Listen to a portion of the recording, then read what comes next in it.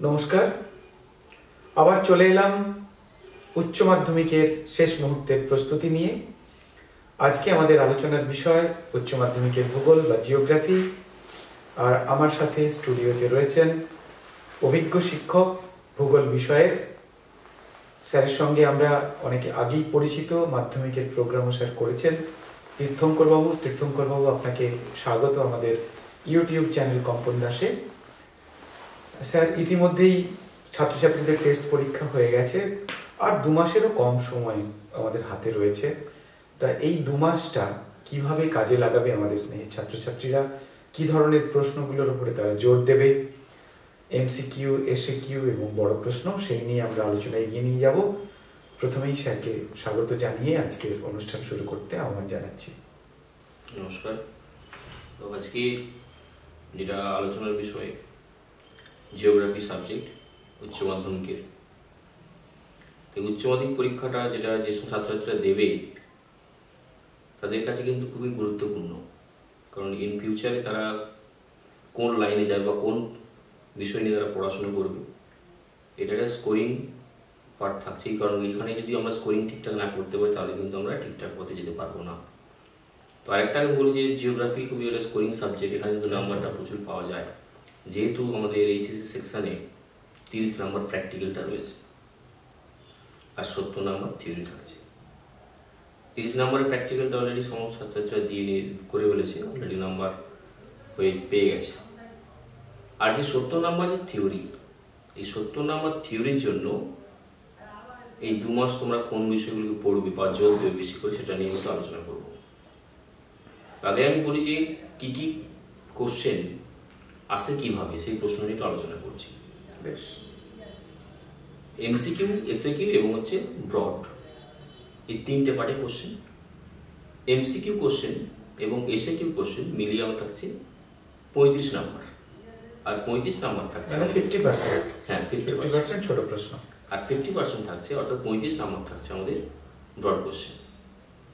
এই 35 নাম্বার যে short question থাকছে তার মধ্যে থাকছে 21 মার্কস থাকছে এমসিকিউ, আর এসএকিউ থাকছে আমাদের 14 মার্কস।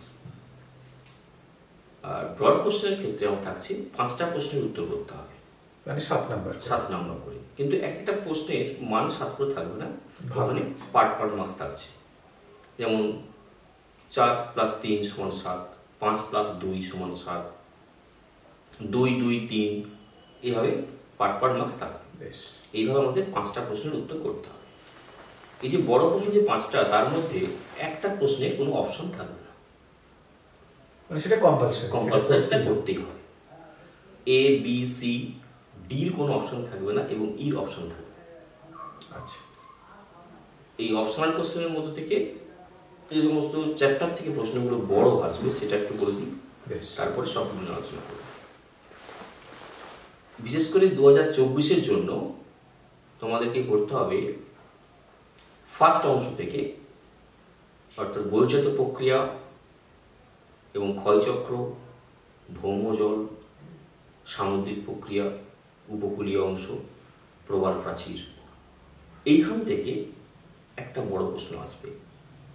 আর মৃত্তিকা থেকে একটা বড় প্রশ্ন, বায়ুমণ্ডল থেকে একটা বড় প্রশ্ন, জীববৈচিত্র্য এবং দুর্যোগ বিপর্যয়, এই দুটো মিলিয়ে একটা বড় প্রশ্ন। বড় প্রশ্নের মানগুলো কি হবে? যেমন 5 নম্বরের প্রশ্নের যে মানটা থাকবে সেটা হচ্ছে আমাদের বর্জিত প্রক্রিয়ার অংশ থেকে, অর্থাৎ কাস্ট অঞ্চল থেকে একটা বড় প্রশ্ন আসতে পারে। আর আমাদের আসতে পারে মৃত্তিকা থেকে একটা বড় প্রশ্ন, বায়ুমণ্ডল থেকে একটা বড় প্রশ্ন, আর জীববৈচিত্র্য একটা বড় প্রশ্ন। বাকি যে চ্যাপ্টারগুলো রয়েছে সেগুলো থেকে শর্টকাট প্রশ্ন আসবে। অর্থনীতি ভূগোলীয় অংশ থেকে, যেটা কৃষি থেকে একটা বড় প্রশ্ন, শিল্প থেকে একটা, জনসংখ্যা জনবসতি থেকে একটা বড় প্রশ্ন। এবার কোন কোন চ্যাপ্টারগুলো রয়েছে সেটা নিয়ে আমি আলোচনা করে দিচ্ছি। যে ফার্স্ট যে অংশটা, যেটা আমাদের রয়েছে বর্জিত প্রক্রিয়া এবং ভৌমজল, কাস্ট অঞ্চল, সামুদ্রিক প্রক্রিয়া, উপকূলীয় অংশ। এখান থেকে আমাদের কাস্ট অঞ্চলটা খুবই গুরুত্বপূর্ণ এবারের জন্য। অর্থাৎ সেখান থেকে প্রশ্ন কি আসতে পারে? কাস্ট অঞ্চলের ক্ষয়কার্যের ফলে সৃষ্ট যে কোনো 3টি ভূমিরূপের সচিত্র বর্ণনা, এটা এবার কোশ্চেনটা দুইভাবে আসতে পারে, যে কাস্ট অঞ্চলে ক্ষয়কার্যের ফলে সৃষ্ট 3টে ভূমিরূপের বর্ণনা। এদের ঘুরিয়ে আসতে পারে যে কাস্ট অঞ্চলের পৃষ্ঠদেশীয় অংশের ক্ষয়কার্যের ফলে সৃষ্ট 3টে ভূমিরূপ, বা উপপৃষ্ঠীয় অংশে সৃষ্ট 3টে ভূমিরূপ, বা স্পেসিফিক 2-3টে পয়েন্ট আউট করে যদি দিয়ে দেয়, পাতন প্রস্তর, উভালা, পোলজে সম্পর্কে আলোচনা করব। অর্থাৎ কাস্ট অঞ্চলে ক্ষয়কার্য এবং সঞ্চয় কার্য দুটো মিলিয়ে কিন্তু এটা আমাদের। এবার হচ্ছে আমরা বড় প্রশ্নের ক্ষেত্রে যেটা বললাম, ফার্স্ট চ্যাপ্টার যেটা কাস্ট অঞ্চল, কাস্ট অঞ্চলের ক্ষয়কার্যের ফলে সৃষ্ট যে কোনো 3টি ভূমিরূপের বর্ণনা দাও, বা স্পেসিফিক মেনশন করে দিতে পারে ডোলাইন, পাতন প্রস্তর, উভালা সম্পর্কে আলোচনা করো। তো এই যে পাতন প্রস্তরটা হচ্ছে ক্ষয়কার্য, অর্থাৎ জলীয় দ্রবণজনিত কার্যের ফলে গুহা মধ্যে সৃষ্ট ভূমিরূপগুলির সমষ্টিকে আমরা বলছি পাতন প্রস্তর। তো সেখানে কিন্তু আমাদের টোটাল ফিগারটাই দিতে হবে, ছবিটা দিতে হবে, ছবি দিয়ে ব্যাখ্যা করতে হবে। স্টালাকটাইট, স্টালাগমাইট, হেলিকটাইট, পিলার, স্তম্ভ, গ্লোবুলাইট, এগুলোকে মিলিয়ে বা একত্রে আমরা বলছি ডিপ স্টোন বা পাতন প্রস্তর। অনেক স্টুডেন্টরাই তো বলে যাবে যে ডিপ স্টোনটা কি পড়েছি, কিন্তু পাতন প্রস্তর তো পড়ি না। ওই ডিপ স্টোনের হচ্ছে বাংলাটাই হচ্ছে পাতন প্রস্তর। তার মানে আমাদের বাংলার সাথে সাথে ইংরেজিটা পরিচিতি রাখতে হবে। ওখান থেকে একটা বড় প্রশ্ন আসবে, ওর সঙ্গে ভৌমজল থেকে এবং হচ্ছে সামুদ্রিক প্রক্রিয়া থেকে পার্ট মার্কস জয়েন হতে পারে, যেটা আমাদের ভৌমজলের প্রধান নিয়ন্ত্রক বা উৎসগুলি কি কি, বা ওখান থেকে আসতে পারে শুষ্ক ও অন্ধ উপত্যকার মধ্যে পার্থক্য, মুক্ত ও আবদ্ধ অ্যাকুইফারের মধ্যে পার্থক্য। আর এর সঙ্গে সামুদ্রিক প্রক্রিয়া যে পার্টটা জয়েন্ট হবে, সেখানে আমাদের প্রবাল প্রাচীর গড়ে ওঠার অনুকূল পরিবেশ, আর 2-1 নম্বরে যে স্ট্যাক ও স্ট্যাম্পের মধ্যে পার্থক্য, ট্রম বলো কি, এইগুলো হচ্ছে ওই বড় প্রশ্নের সঙ্গে জয়েন্ট প্রশ্ন আসতে পারে।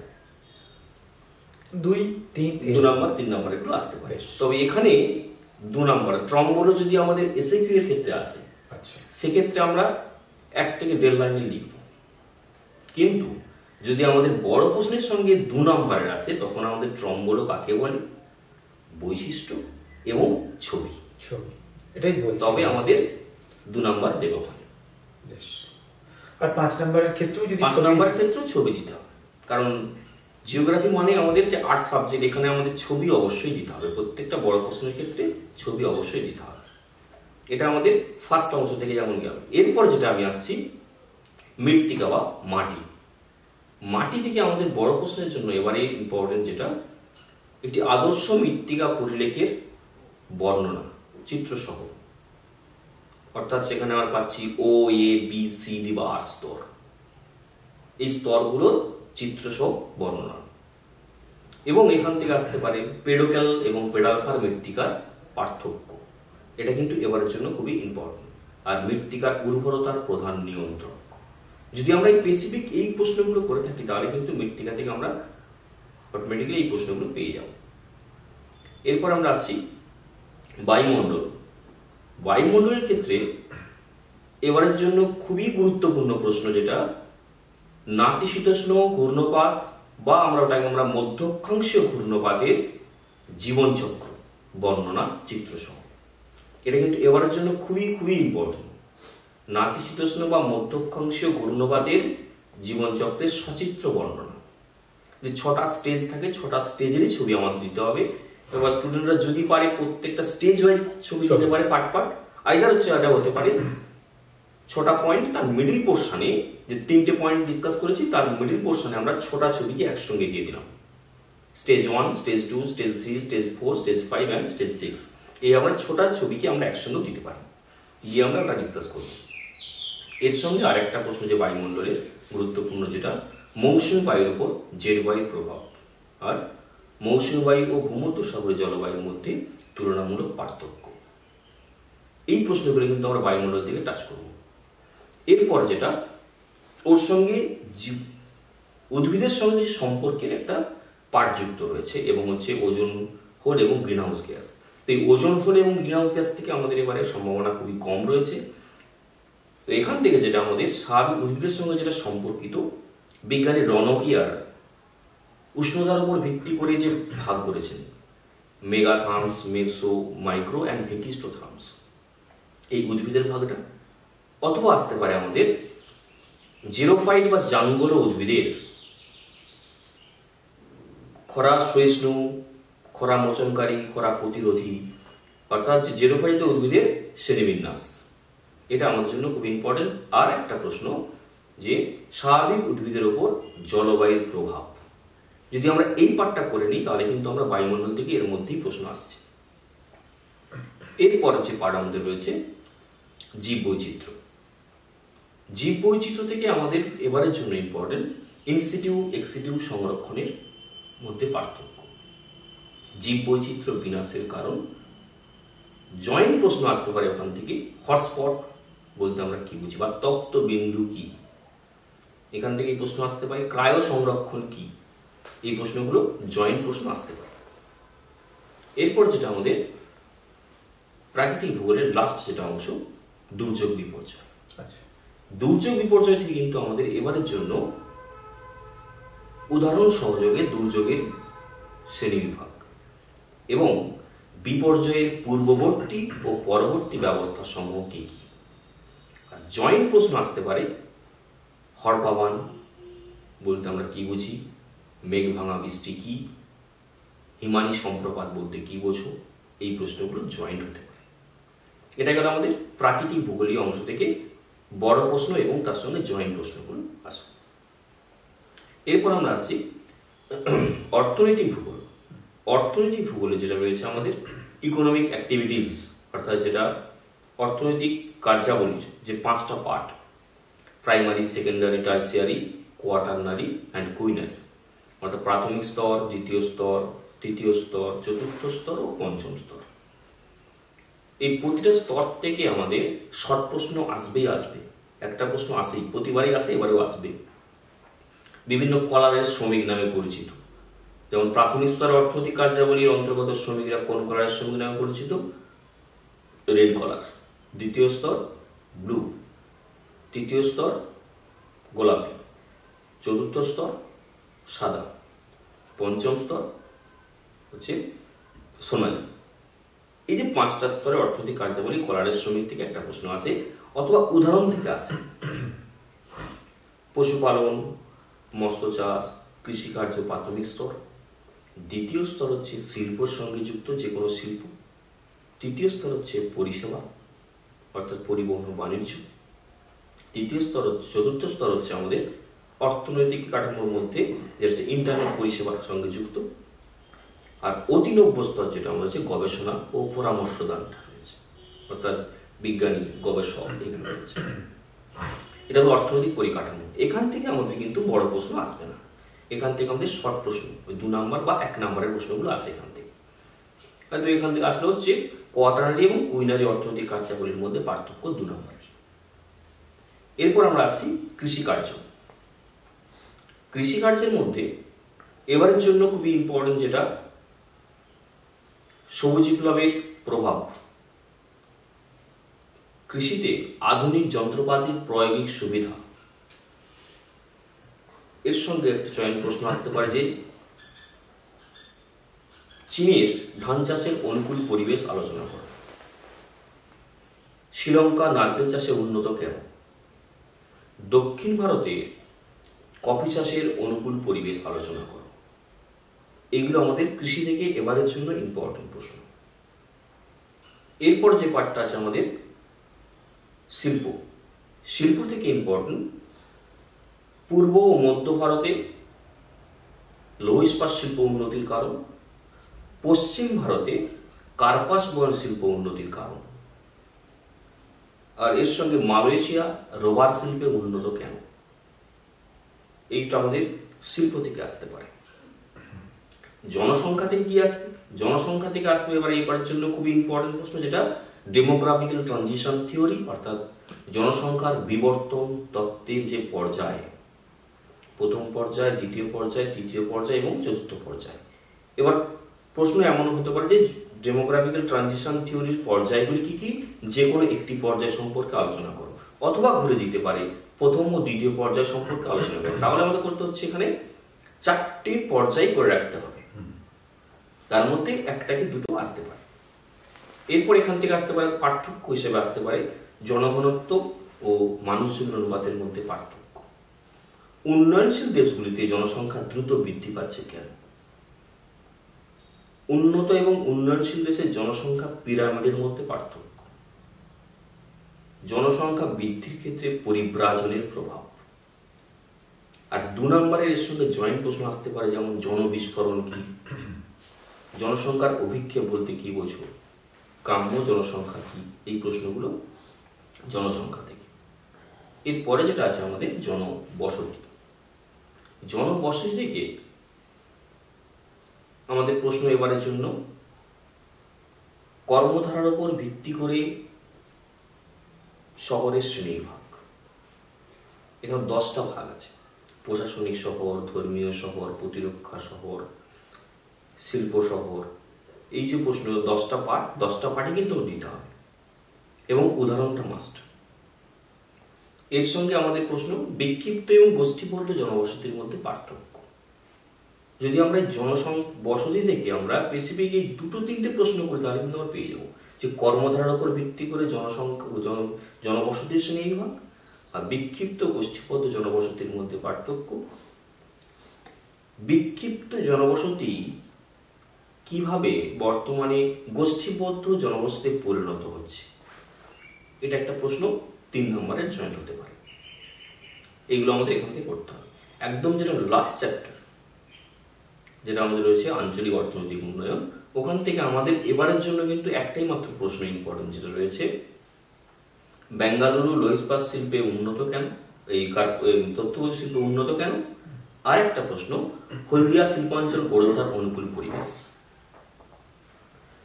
জয়েন্ট প্রশ্ন এখান থেকে আসতে পারে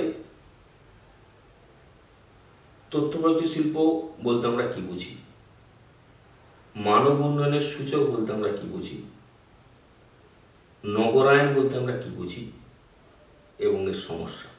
এগুলো হচ্ছে জয়েন্ট প্রশ্ন। এই গেল আমাদের বড় প্রশ্নের পার্ট। মোটামুটি আমরা 35 নম্বর কভার করলাম। তাহলে স্যার এবার কি আমরা একটু চ্যাপ্টার ওয়াইজ ওই এমসিকিউ এবং এসিকিউ নিয়ে আলোচনা করব। তো আমাদের ছাত্রছাত্রীরা ইতিমধ্যেই জেনে গেছে যে ভূগোল এমন একটা বিষয় যেখানে কিন্তু লেখার সাথে সাথে ছবিটাও দিতে হবে। এবং স্যার অত্যন্ত গুরুত্বপূর্ণ একটা কথা বলেছেন যে প্রশ্নটা 5-এর সঙ্গে 2 আকারে আসছে সেখানে কিন্তু ছবি দিতেই হচ্ছে, কিন্তু সেটা যখন এসিকিউ প্রশ্ন আকারে আসছে অর্থাৎ 2 নম্বরের ছোট প্রশ্নের ক্ষেত্রে সেখানে ছবি না দিলেও চলবে, তাই তো? বেশ, এবার আমরা একটু এগিয়ে যাই এমসিকিউ এবং এসিকিউ। তো এমসিকিউ এবং এসিকিউ যেটা আমরা দেখতে পাবো, যেখানে আমাদের বড় প্রশ্ন কম আসছে সেখান থেকে কিন্তু আমাদের এমসিকিউ এসিকিউ আসার সম্ভাবনা অনেক বেশি। তবে আমি ফার্স্ট চ্যাপ্টার থেকে আলোচনা করে আসছি যে বৈজাত প্রক্রিয়া যে অংশ রয়েছে, ওখান থেকে আমাদের প্রশ্ন আসতে পারে গ্রেড অর্থাৎ পর্যায়, এর ধারণা প্রথম কে দেন? জি.কে. গিলবার্ট। গ্রেডেশন চেম্বারলিন এবং সলিসবার্গ। এটা আমরা ক্লাস 10 ক্ষেত্রে আমরা পেয়েছি, বা এখানেও সেম একই রকম রয়েছে। পর্যায়ের ধারণা এবং পর্যায়ের ধারণা প্রথম কে দেন? অবরোহণ কাকে বলে, আরোহণ কাকে বলে, অবরোহণ কথার অর্থ কি, আরোহণ কথার অর্থ কি? এই প্রশ্নগুলো ফার্স্ট অংশ থেকে ডিউরি ক্রাস্ট বা ডুরি ক্রাস্ট বলতে আমরা কি বুঝি। এটা সাধারণত ল্যাটেরাইট মৃত্তিকায় লক্ষ্য করা যায়। একটা সিসপি অক্সাইড সমৃদ্ধ একটি লাল বর্ণের যে স্তর, সেটাকে আমরা বলছি ডিউরি ক্রাস্ট বা ডুরি ক্রাস্ট। তো এটা কোন মৃত্তিকায় দেখা যায়? এখানে দুটো প্রশ্ন একসঙ্গে হয়ে যেতে পারে, ডিউরি ক্রাস্ট কি, বা প্রশ্ন আসতে পারে ডিউরি ক্রাস্ট বা ডুরি ক্রাস্ট কোন মৃত্তিকায় দেখা যায়, কি প্রশ্ন আসতে পারে এখান থেকে। এরপরে যেটা রয়েছে আমাদের ভৌমজল। ভৌমজল থেকে আমাদের আসবে অ্যাকুইফার। ভাদস্তর বলতে আমরা কি বুঝি, অ্যাকুইক্লুড কি, আবদ্ধ অ্যাকুইফার বলতে আমরা কি বুঝি, মুক্ত অ্যাকুইফার কি, এই প্রশ্নগুলো আসতে পারে। এবং হচ্ছে ভৌমজলের প্রধান উৎস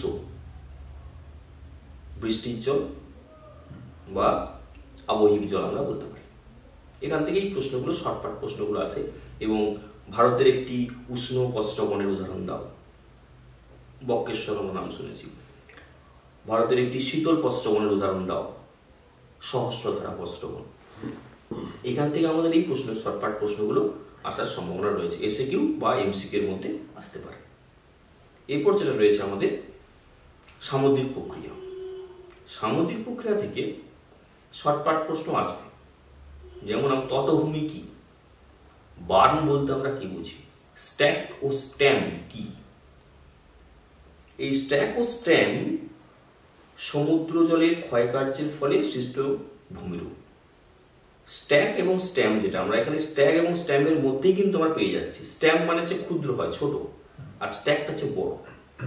অর্থাৎ সমুদ্র জলের বা তরঙ্গের ক্ষয়কার্যের ফলে যে উচ্চ আকারের, যেটা কিনা জোয়ার এবং ভাটার সময়ে দেখা যায়, জোয়ারের সময় কিন্তু উপরি অংশে কিছুটা উন্মুক্ত অবস্থায় থাকে বা জেগে থাকে উপরে, সেটাকে আমরা বলছি স্ট্যাক। আর স্ট্যাম হচ্ছে কেবলমাত্র ভাটার সময় দেখা যায় ক্ষুদ্র আকারে দণ্ডাকার ভূমিরূপটিকে আমরা বলছি স্ট্যাম। এই স্ট্যাক ও স্ট্যাম কি আসতে পারে, ট্রম্বলো কি, জিও কি, এই প্রশ্নগুলো এখান থেকে আসতে পারে। যেহেতু আমাদের আগের বারে এখান থেকে বড় প্রশ্ন পড়ে গেছে, সেই জন্য এখান থেকে শর্টকাট প্রশ্নগুলো আসতে পারে।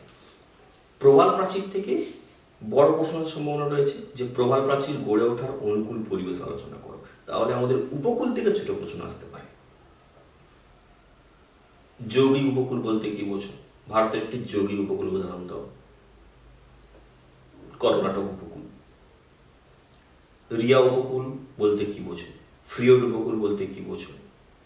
এই প্রশ্নগুলো শর্টকাট প্রশ্ন আকারে আসতে পারে। এরপর যেটা আমরা আসছি ক্ষয়চক্র। ক্ষয়চক্র থেকে বড় প্রশ্ন আসছে। এখান থেকে কিন্তু শর্টকাট প্রশ্ন হিসেবে আসবে আমাদের দু একটা আসতে পারে, আসার সম্ভাবনা রয়েছে। যেমন আমাদের আসতে পারে ক্ষয়চক্রের ধারণা প্রথম কে দেয়। এখানে দুটো ক্ষয়চক্র পার্ট আমরা পেয়েছি, একটা হচ্ছে স্বাভাবিক ক্ষয়চক্র আর মরু ক্ষয়চক্র। মরু ক্ষয়চক্রের ধারণা দেন এলসি কিং, স্বাভাবিক ক্ষয়চক্রের ধারণা দেন ডব্লিউ.এম. ডেভিস। স্বাভাবিক ক্ষয়চক্রের বার্ধক্য পর্যায়ে অনুচ্চ টিলাগুলিকে কি বলে, মোনার্ড নক। তারা ঘুরিয়ে প্রশ্ন আসতে পারে মোনার্ড নক কি। আবার মরু ক্ষয়চক্রের ক্ষেত্রে পেডিমেন্টের সমভূমির উপরে যে অনুচ্চ কঠিন শিলা গঠিত ভূমিরূপ লক্ষ্য করা যায়, সেগুলি কি নামে পরিচিত, ইনসেল বার্জ। ঘুরিয়ে আসতে পারে ইনসেল বার্জ কি। এই প্রশ্নগুলো ঘুরিয়ে ফিরে আসতে পারে।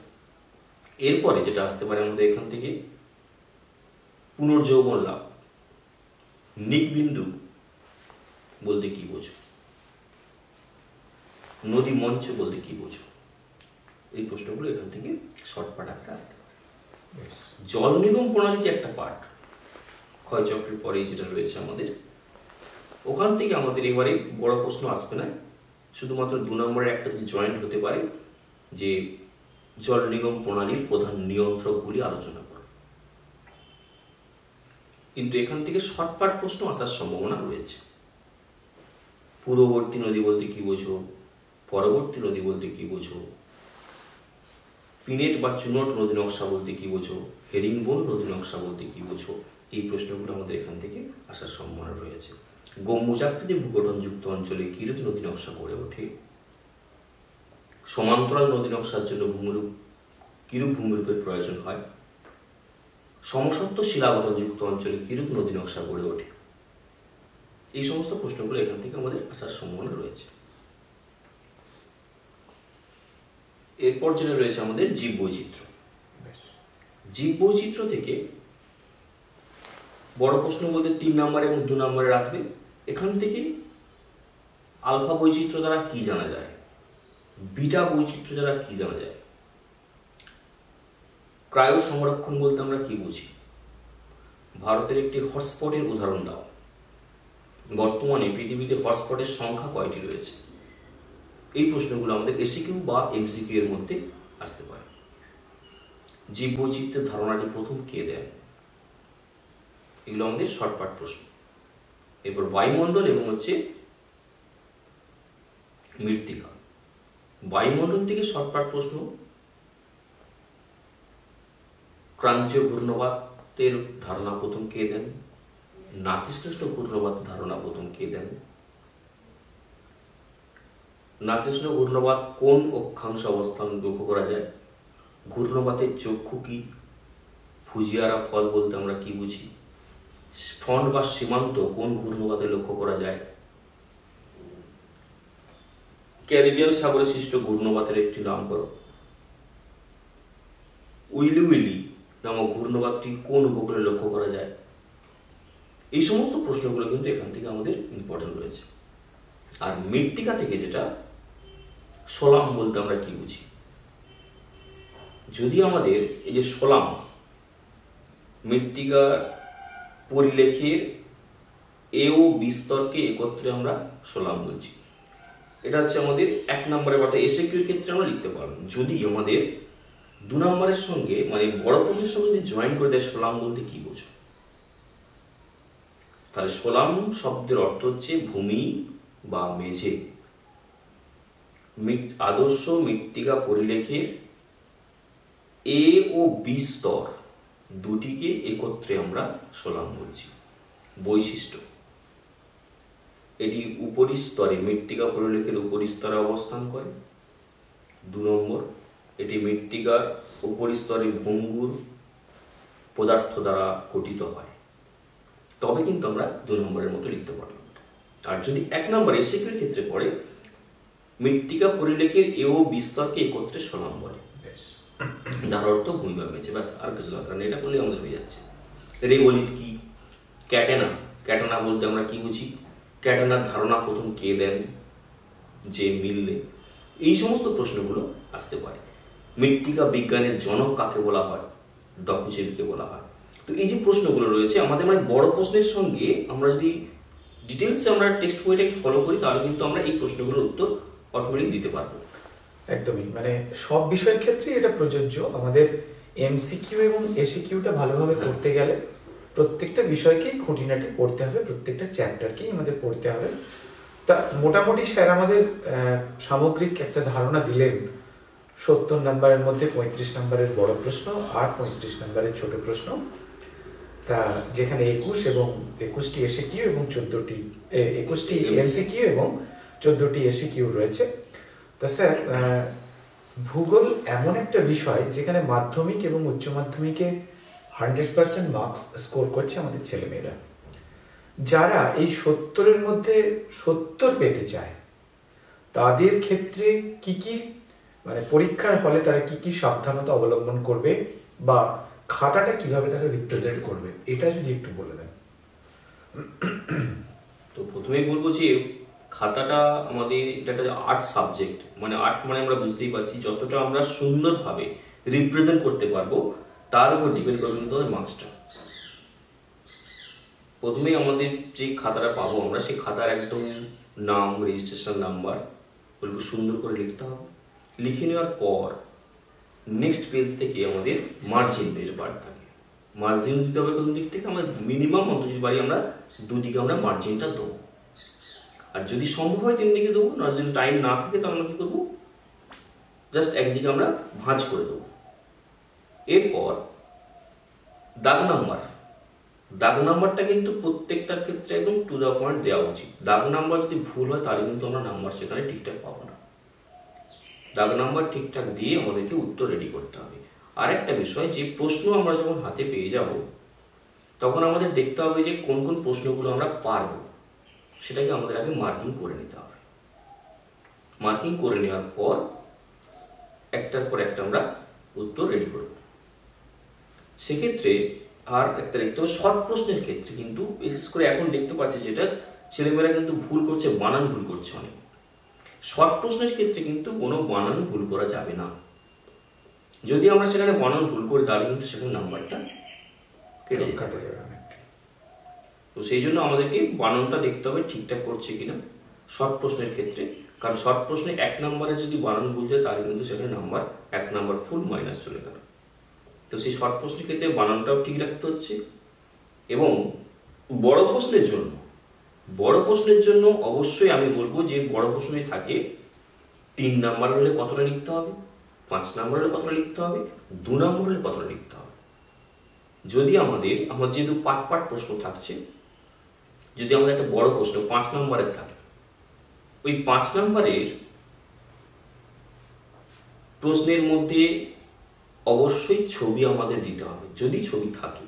বিশেষ করে ফিজিক্যাল জিওগ্রাফি, প্রাকৃতিক ভূগোলের ক্ষেত্রে অবশ্যই ছবি দিতে হবে। এবং ইকোনমিক্স জিওগ্রাফির ক্ষেত্রে উৎপাদক অঞ্চল বা অনুকূল পরিবেশ যেখানে থাকছে সেখানে আমাদের ছবিটা দিতে হবে, মানে ম্যাপ পয়েন্টিং করছে। সেটা আমি কোশ্চেন একটু ফিগার আকারে দেখিয়ে দেবো অবশ্যই। যদি 5 নম্বরের ক্ষেত্রে আসে, যেটা কাস্ট অঞ্চলে, যেটা বলে দিলাম যে কাস্ট অঞ্চলের ক্ষয়কার্যের ফলে সৃষ্ট যে কোনো 3টি ভূমিরূপের সচিত্র বর্ণনা, তো সেখানে আমাদের অবশ্যই দেখতে হবে যে কোন কোন পয়েন্টগুলোতে আমাদের ছবি রয়েছে, সেই পয়েন্টগুলোকে আমাদের কিন্তু ডিসকাস করতে হবে। স্যার, অনেক সময় দেখছি যে ছবি অঙ্কনের পর, মানে মাধ্যমিকের ধরুন বায়োলজিক্যাল সায়েন্স বা ওখানে লাইফ সায়েন্সের ক্ষেত্রে স্যাররা বলছেন যে তলাতে চিত্র বলে লিখে দেওয়া। এক্ষেত্রেও কি, মানে ভূগোলের ক্ষেত্রেও কি জরুরি ওটা? না, ওটা এসেনশিয়াল নয়। যেহেতু আমি পয়েন্টের পাশে ছবিটা দিচ্ছি, তাহলে কিন্তু আমার সেই পয়েন্টটাকে নির্দেশ করছে। বেশ, সেই জন্য আর এখানে অত এসেনশিয়াল দরকার হচ্ছিল আমার। শুধুমাত্র যে পয়েন্ট যে আমি করলাম, সাপোজ আমি লিখলাম হচ্ছে টেরারসা কাকে বলে, সেক্ষেত্রে আমরা ছবি পেলাম না, তাহলে আমাকে করতে হবে অপশনাল পয়েন্ট আমাকে দেখতে হবে। আমাকে ল্যাপিস বা কারেন এর ছবি রয়েছে, তাহলে ল্যাপিস বা কারেন কাকে বলে ডিসকাস করলাম, তার ঠিক ডান দিকে বক্স আকারে একটা গ্যাপ রাখলাম, ওখানে আমি ছবিটাকে উপস্থাপন করলাম। এরপর ঠিক তার 3 নম্বর পয়েন্টে আমি দিলাম ক্লিন বা গাইকস দিলাম। তো ক্লিন বা গাইকস লেখার পরে ঠিক লেফট সাইডে আমাদের গ্যাপ রাখতে হবে। আচ্ছা, লেফট সাইডে আমি ছবিটা দিলাম। যদি আমরা লেফট এবং রাইট ভাবে দিই, তাহলে খাতাটা খুব সুন্দরভাবে রিপ্রেজেন্ট করা সম্ভব হবে। বেশ বেশ। এরপর যদি আমরা পয়েন্ট আউট, প্রত্যেকটা পয়েন্ট আউটের মধ্যে আমরা আন্ডারলাইন করব আলাদা কালি দিয়ে। আমরা সেখানে দুটো কালি ইউজ করতে পারি, একটা হচ্ছে ব্ল্যাক এবং ব্লু। যদি আমরা ব্ল্যাক কালিতে ডিসকাস করি, তাহলে ব্লু কালিতে আমাদের পয়েন্ট আউট করতে হবে এবং তার নিচে আন্ডারলাইন করতে হবে। যদি আমাদের কোনো সংজ্ঞা থেকে থাকে, সংজ্ঞা আমি লিখছি, সংজ্ঞা যে বলে টেরারসা বলে, তো টেরারসার নিচে ঠিক আমাদের কিন্তু আন্ডারলাইন করতে হবে এবং সিঙ্গেল ইনভার্টেড কমার মধ্যে রাখতে হবে এবং ছবিটাকে রিপ্রেজেন্ট করতেই হবে। ছবি যদি আমরা না দিই, তাহলে কিন্তু নাম্বারটা আমাদের এখানে নাম্বার কমে যাবে। প্রতিটা পার্টের জন্য 3টি পয়েন্ট আমি ডিসকাস করেছি এবং অবশ্যই একটা দিতে হবে কি, বড় প্রশ্নের ক্ষেত্রে ইন্ট্রোডাকশন, ভূমিকা একটা দিতে হবে যে কাস্ট অঞ্চলে ক্ষয়কার্য করেছি। কাস্ট অঞ্চল মূলত চুনাপাথর অধ্যুষিত অঞ্চল দ্বারা পরিণত হয়, যার অর্থ হচ্ছে উন্মুক্ত প্রস্তরময় ভূমি। এই কাস্ট অঞ্চলের ক্ষয় এবং সঞ্চয় কার্যের দ্বারা বিভিন্ন ধরনের ভূমিরূপ গড়ে ওঠে। নিম্নে ক্ষয়কার্যের ফলে কয়েকটি ভূমিরূপ সম্পর্কে আলোচনা করা হলো। নাম্বার 1, এইভাবে আমাদের ইন্ট্রোডাকশন প্রত্যেকটা 5 নম্বরের ক্ষেত্রে কিন্তু অবশ্যই আমাদের দিতে হবে। গিয়ে আমরা 5টার মধ্যে যে 3টে পয়েন্ট বলছি, 3টে পয়েন্ট ডিসকাস করব। ডিসকাস করার পর এছাড়াও দিয়ে আমরা আরো এই উল্লেখিত 3টে ভূমিরূপ ছাড়াও এই ভূমিরূপগুলি গড়ে ওঠে। তবে একটা 5 নম্বরের অ্যাপ্রোপ্রিয়েট সুন্দরভাবে উত্তরটা কমপ্লিটেড হলো। 3 নম্বরের ক্ষেত্রে যদি আমরা পার্থক্য পড়ে থাকি, যেটা পার্থক্য পড়েছে কিভাবে লিখব, 3 নম্বরের পড়া মানে অবশ্যই আমাদের করতে হবে কি, 3টে পয়েন্ট তো মাস্ট দিচ্ছি আমরা, তার সঙ্গে আমরা একটা পয়েন্ট এক্সট্রা দেবো। যদি আমাদের একটা পয়েন্ট কোনো ভুল থাকে, সেক্ষেত্রে ওইটা ইনক্লুডিং হতে পারে। তাহলে আমরা মিনিমাম যদি 3 নম্বরের পরে 4টে এবং তার সঙ্গে উদাহরণ, আর যদি ছবি থাকে ছবি।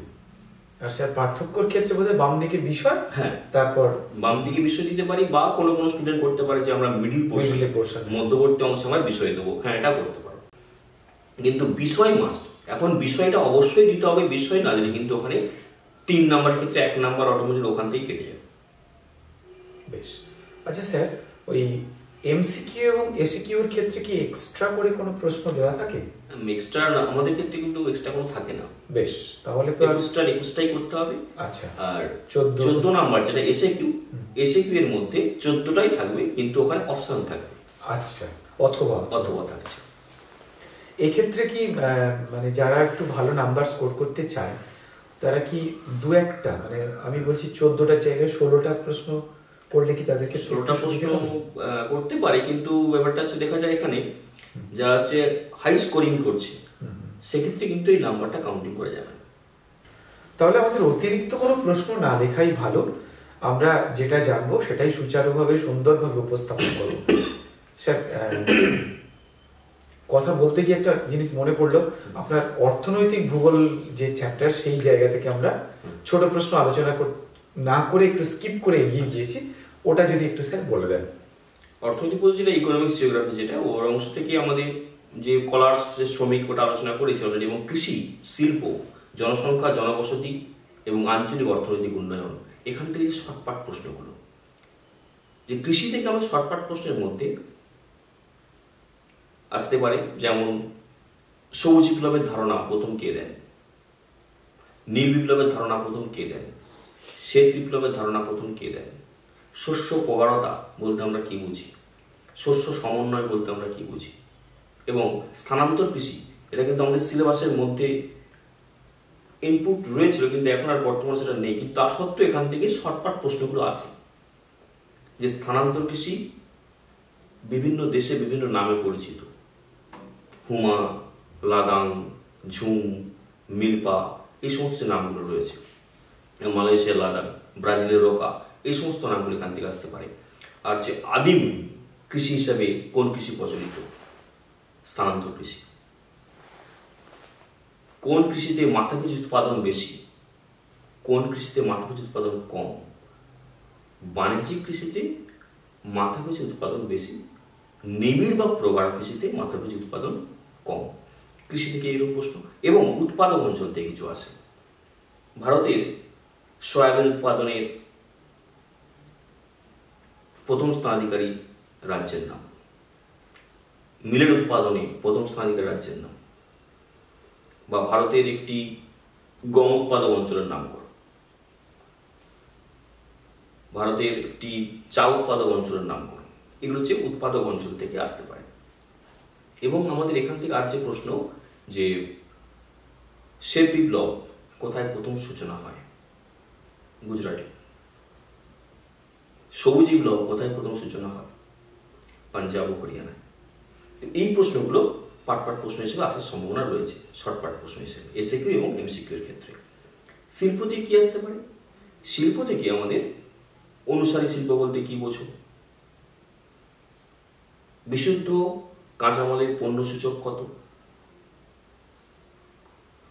সম মজুরি বলতে কি বোঝো, বা মজুরির সূচক বলতে কি বোঝো, আইসোটিম কি, আইসোডোপেন বলতে কি বোঝো, সর্বাধিক মুনাফা তত্ত্বের ধারণা প্রথম কে দেন, সর্বনিম্ন ব্যয় তত্ত্বের ধারণা প্রথম কে দেন। এই যে এখানে আমাদের ওয়েবার এবং লস দুজন, যে সর্বাধিক মুনাফা তত্ত্বের ধারণা দেন হচ্ছে কি লস, আর ন্যূনতম ব্যয় তত্ত্বের ধারণা দেন ওয়েবার। এখানে আমাদের আরো জানতে হবে যে আইসোটিম এবং আইসোডোপেন, ক্রিটিক্যাল আইসোডোপেন, এগুলো যে শর্ট পার্ট হিসেবে কিন্তু আসতে পারে, বিশেষ করে এসএকিউ এর জন্য এগুলো খুব ইম্পর্টেন্ট। পরিবহন দোলক নীতি কি, শিল্প গুচ্ছ বলতে কি বোঝো, একটি ভারী ইঞ্জিনিয়ারিং শিল্পের উদাহরণ দাও, ডেট্রয়েট কোন শিল্পের জন্য বিখ্যাত, ভারতের ম্যানচেস্টার কোন শিল্পের জন্য বিখ্যাত। এই সমস্ত প্রশ্নগুলো কিন্তু শিল্প থেকে আসার সম্ভাবনা রয়েছে। এরপর যেটা রয়েছে আমাদের জনসংখ্যা। জনসংখ্যা থেকে বিশেষ করে ছেলেমেয়েরা এটাই গুলিয়ে ফেলে বেশি, যে 2011 সালের আদমশুমারি অনুসারে নারী পুরুষ এবং পুরুষ নারীর অনুপাত কত। যদি নারী এবং পুরুষ বলে থাকে তাহলে কিন্তু 940 অনুপাত 1000, আর পুরুষ নারী বললে 1000 অনুপাত 940।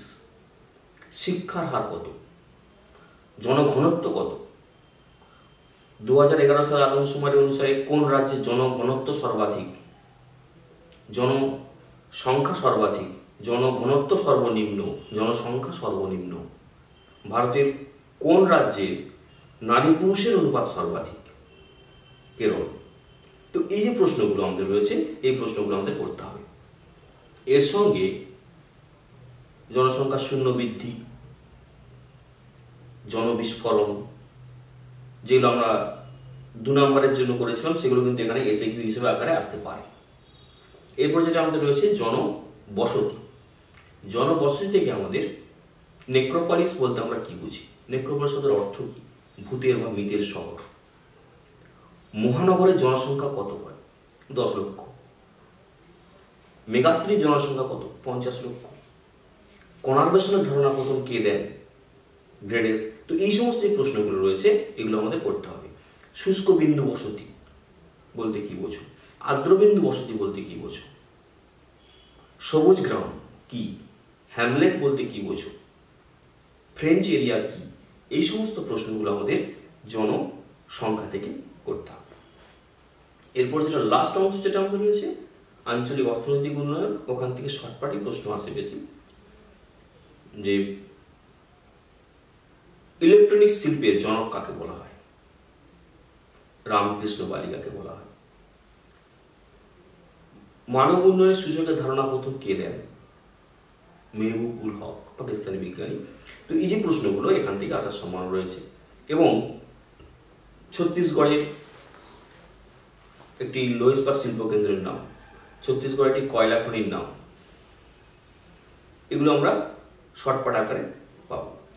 ভারতের ইলেকট্রনিক শিল্প রাজধানী কাকে বলা হয়? বেঙ্গালুরুকে বলা হয়। ভারতের একটি নদী কেন্দ্রিক লৌহ ইস্পাত শিল্প কেন্দ্রের নাম বা পেট্রোসান শিল্প কেন্দ্রের নাম, জাহাজ নির্মাণ শিল্প কেন্দ্রের নাম, এই সমস্ত প্রশ্নগুলো কিন্তু আমাদের আসতে পারে। এইগুলো আমাদের শর্টকাট বা এসেগুলোর মধ্যে আসবে। বেশ, আমরা স্যারের কাছ থেকে অনেকটাই জেনে নিলাম। এবার আমরা একটু দেখে নেব স্যার বোর্ডে কিছু করার কথা ছিল আমাদের, সেটা একটু দেখিয়ে দেবেন। যেটা বলছিলাম যে একটা কোশ্চেন আমরা কিভাবে লিখবো 5 নাম্বার, 3 নাম্বার এবং 2 নাম্বারের ক্ষেত্রে, সেই প্রশ্নটা আমি দেখিয়ে দিচ্ছি এবং ছবিগুলো কোথায় আমরা দেবো সেটা নিয়ে একটু দেখাচ্ছি। আমরা ধরে নিচ্ছি 5 নাম্বারে।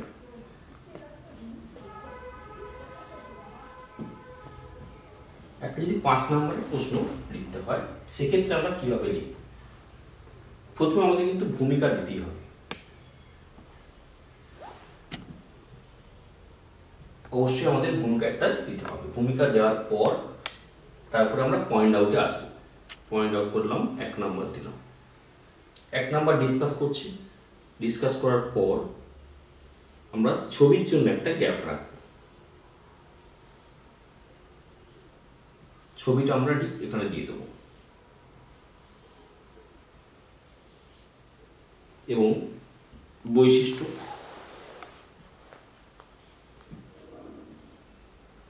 উদাহরণ আমরা এখানে শেষ করলাম। 1। 2 নম্বর। 2 নম্বর সেম একই রকম ভাবে আমরা ডিসকাস করব।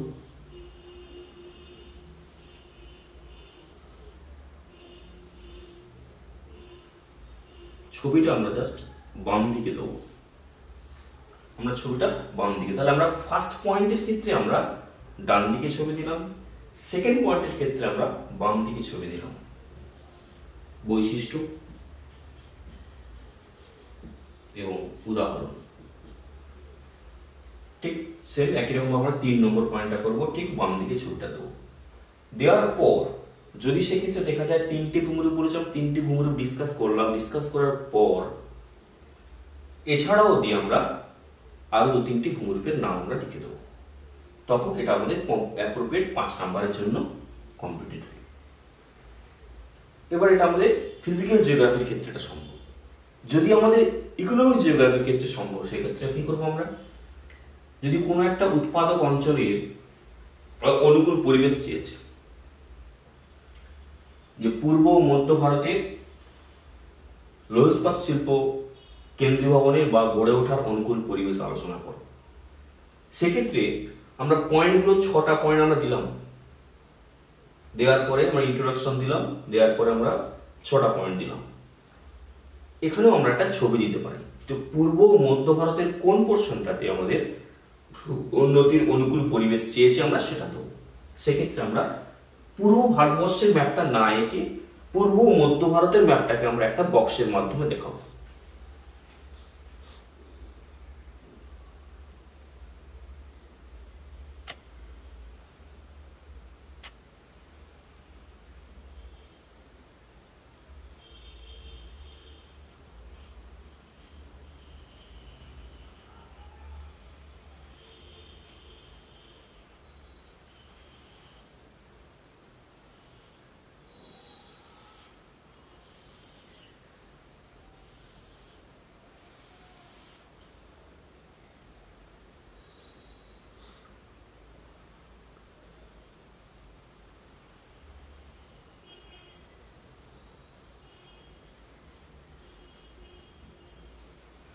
যদি আমাদের পূর্ব মধ্য ভারতের বা দুর্গাপুরের লো ইস্পাত শিল্প কেন্দ্রীয় হওয়ার কারণ যদি বলে, সেক্ষেত্রে আমরা এই পোর্শনটাকে আমরা দেখাতে পারি,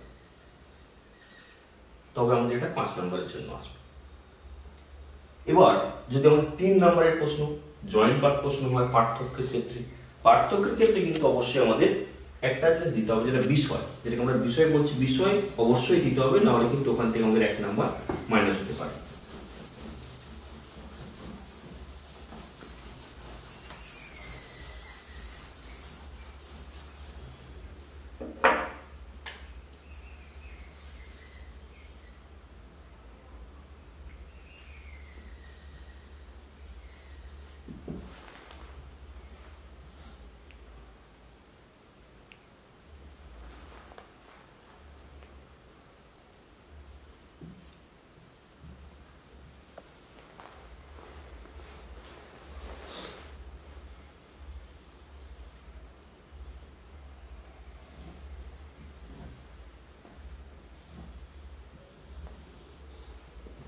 সস্থায়ী অস্থায়ী যে সংরক্ষণ আমরা পড়েছি, সেই সস্থায়ী অস্থায়ী সংরক্ষণ যদি আমরা পড়ি,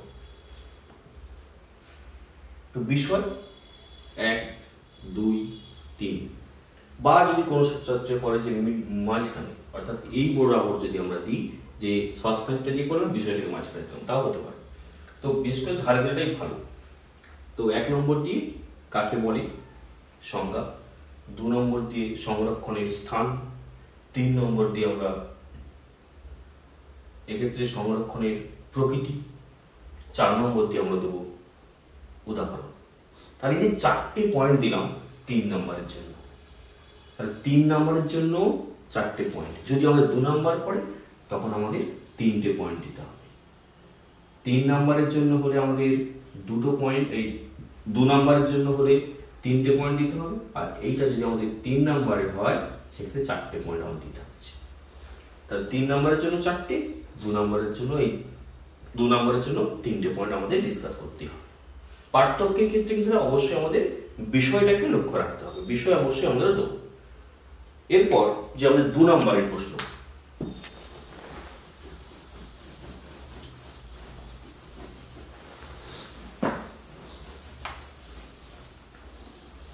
2 নম্বরের প্রশ্ন বলতে যে এসএকিউ টাইপের যে কোশ্চেন, সেক্ষেত্রে আমরা যে 1 নম্বরে লিখছি ওই একই প্রশ্ন হয়তো আসলে আমাদের যে শূন্য জনসংখ্যা বৃদ্ধি বলতে আমরা কি বুঝি, বা কাম্য জনসংখ্যা বলতে কি বোঝো। তো এইরকম প্রশ্ন যদি কোনো বড় প্রশ্নের সঙ্গে যুক্ত করে দেয়, বা পরিবহন দোলক নীতি বলতে আমরা কি বুঝি, এই প্রশ্ন যদি উল্লেখ করে দেয় এখানে, বা অনুসারী শিল্প বলতে কি বোঝো, যদি এসএকিউ 1 নম্বর ক্ষেত্রে পড়ে যে কোনো বৃহৎ আয়তন শিল্পকে কেন্দ্র করে যে ক্ষুদ্রাতি ক্ষুদ্র শিল্পের বিকাশ হয়, তাকে আমরা বলছি অনুসারী শিল্প। কিন্তু যদি আমাদের বড় প্রশ্নের সঙ্গে 2 নম্বরে যোগ করে দেয়, তাহলে অনুসারী শিল্প কাকে বলে দিতে হবে, বৈশিষ্ট্য দিতে হবে এবং তার সঙ্গে উদাহরণ দিতে হবে, তবেই আমরা কিন্তু একটা 2 নম্বরের প্রশ্নের উত্তর কমপ্লিট করতে পারবো। তাহলে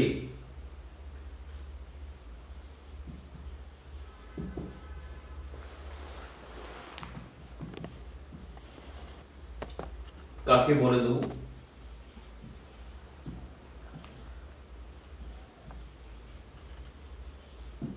বৈশিষ্ট্য, উদাহরণ। তাই অনুসারী শিল্প 1 নম্বরের ক্ষেত্রে শুধুমাত্র কাকে বলে সংজ্ঞা দিলে হয়ে যাচ্ছে, কিন্তু এখানে আমাদের 2 নম্বরের জন্য কাকে বলে, বৈশিষ্ট্য এবং উদাহরণ, এই দুটো পার্ট আমাদের যোগ করতে হচ্ছে। তবেই আমরা প্রত্যেকটা প্রশ্নকে এইভাবে আমরা লিখলে আমরা ফুল মার্কস পেতে পারি, 3-এর 3 আমরা পেতে পারি।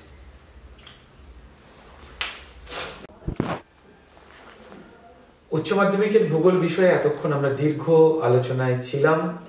আমার সঙ্গে ছিলেন এতক্ষণ তীর্থঙ্কর বাবুকে অসংখ্য ধন্যবাদ। কম্পন দাস ইউটিউব চ্যানেলের পক্ষ থেকে আমাদের ডাকে সাড়া দিয়ে বারবার তিনি আমাদের স্টুডিওতে উপস্থিত হন, সেই জন্য আমরা কৃতজ্ঞ আমাদের ছাত্রছাত্রীদের পক্ষ থেকে এবং আমাদের সকলের পক্ষ থেকে। স্যার, আপনাকে অনেক অনেক অভিনন্দন। আর আমাদের স্নেহের ছাত্রছাত্রীরা যারা রয়েছে তাদের প্রত্যেকের জন্য অনেক শুভকামনা, অনেক শুভাশিস রইল। তোমাদের প্রত্যেকের পরীক্ষা খুব খুব ভালো হোক। এবং ভূগোল এমন একটি বিষয় যেটা কিন্তু ভীষণ স্কোরিং, স্যার বারবার বলেছেন, এবং আমার মনে হয় স্যার যতগুলো ছোট প্রশ্ন এবং বড় প্রশ্নের কথা বলেছেন এর বাইরে বোধহয় স্যার আসবে না। স্যার হচ্ছে আসবে না। একদমই স্যার যথেষ্ট পরিমাণে প্রশ্ন নিয়ে আলোচনা করেছেন। তাছাড়া তোমাদের কাছে তো রয়েছে কোয়েশ্চেন ব্যাংক, মানে টেস্ট পেপার রয়েছে, তোমরা অলরেডি বা ইতিমধ্যে তোমরা প্র্যাকটিস করছো, তোমরা মক টেস্ট দিচ্ছ, ধীরে ধীরে অনেকটা নিজেদেরকে তৈরি করে নিচ্ছ। তা আমাদের দিক থেকে শুভকামনা রইল, সবার পরীক্ষা খুব ভালো হোক। নমস্কার।